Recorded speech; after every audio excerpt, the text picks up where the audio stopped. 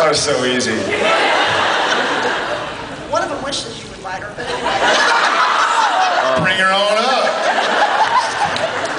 They actually solicited questions for me to ask you, and one of the really good ones that I liked was...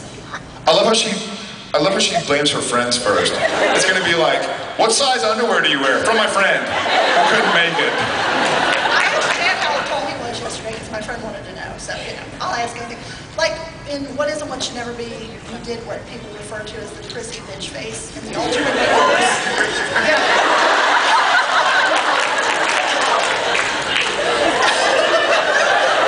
Zinger right across the jaw there. I'm gonna go cry in the corner. No, and in this episode, when you said bad Santa, you made this really cool expression on your face. I just wondered, do you know you're doing those expressions, or do you do them? I have no idea.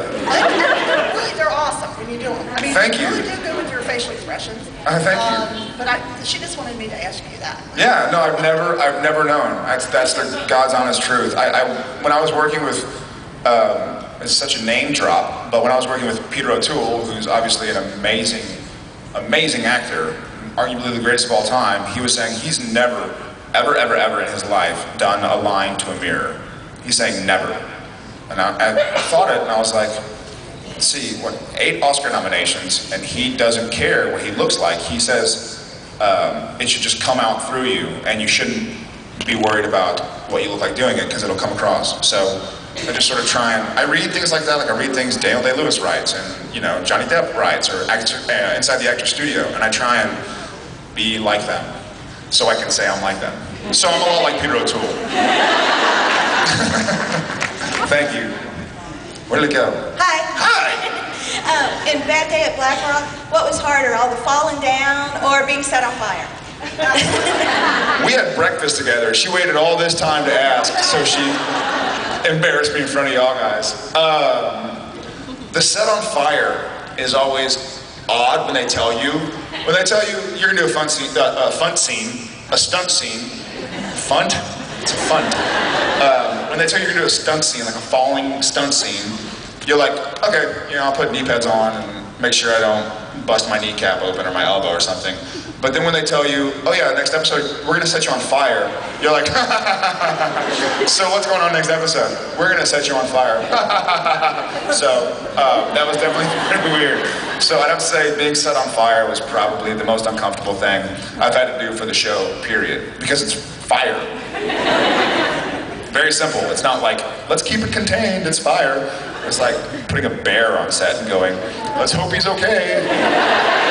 And plus, I have bad experience with fire. I wasn't there on set, but during House of Wax, an errant fire burnt the stage down. So you can't control fire. And if you can, then you need it on set. So I'd say that. Where did it go? Hi, Jerry. Yes, hi. Hi there. How are you? I'm good, how are you? Good, I'm good. I'm good. It's lag time. It's the 9 a.m. What did she say? I hear that you're doing a Friday the 13th. I am. And is it kind of like a remake? I'll try not. Or it's a retelling. It's more of a. I read that it was like the difference between a prequel and a sequel and a midquel.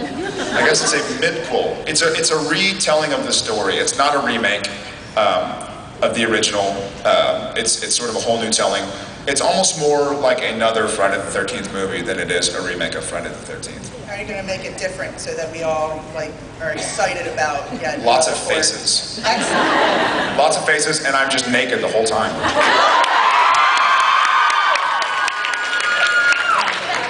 What's up, man? The king is in the building. Okay, where's the next one? I lost track of it. Oh, there you are. Hey, this is a dumb question, but back to the Dallas Cowboys. All right.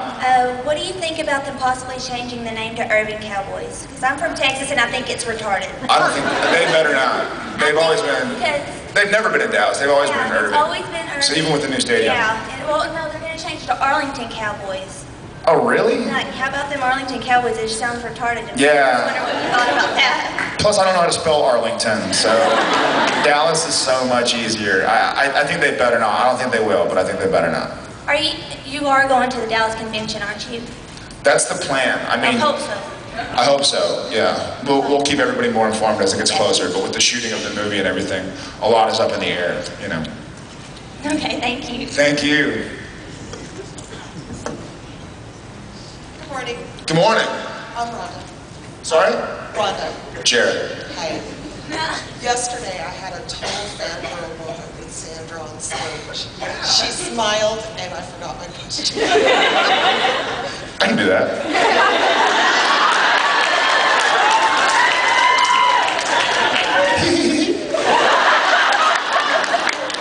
I really hope she kicks you in the shins for that one. She forgot a question. Sorry, guys. Who was the star that made you turn into a total fanboy? I mean, Ah, good I question. had my moment with Sandy. The first time would probably be, I mean, the name keeps coming up, it would be Peter O'Toole, you know? I mean, you go, I've seen you in movies.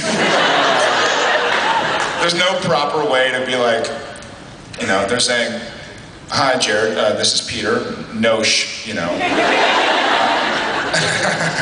So I'd say that. And you just, what's terrible is I had to forget I was working with him in order to function. So after I was done working with him, I was like, I didn't enjoy it. I was, you know, because you can't think about that you're acting opposite a legend. You have to just go, I'm just acting opposite an actor. So, but I had a total fanboy moment. Like, can I get your picture? You know. Where did it go? Hey! Hi there, I'm Gloria, and I don't have a question for you, because on 4 hours sleep, I can't think. Better for me. Less work, right? So I'm going to tell you a little story. I think you're aware that the props department up there sold John Winchester's black truck. I know. But it went to a fan who lives down in the Dallas-Fort Worth area. She's a friend of mine. I visited Truckzilla on my way over here. Nice. He's beautiful, he's gorgeous, he went to a good home. Is she taking care of him? She's taking beautiful care of him. They're gonna work on the engine. It's like the carburetor's like missing parts. They drove it 2,300 miles on yeah. like 5 gallons of gas a mile. Dang. But it's still staying in the Supernatural family, and she's sharing with us. She's written a whole online account and live journal. So I just want you to know that John's truck is still Excellent. in the family. I'm very happy to hear He's that. cared for, he's loved. And When I heard it got sold, I was so sad. Jensen and I heard it at the same time. We were like, what? he's but as long as loved, and someone's taking care of he's him. in the Supernatural family. He's not lost. Good. Tell her to keep care of him. We will. Thank you. Okay, last one, guys. I know, I'm sorry. Believe me, I'll talk up here all day long. I can do a song and dance. You got one. I truly, that's easy, so we get another one. I have no idea. I called Eric to ask him, he's like, man, I don't know. So, I think they're gonna do a lot of their writing this summer.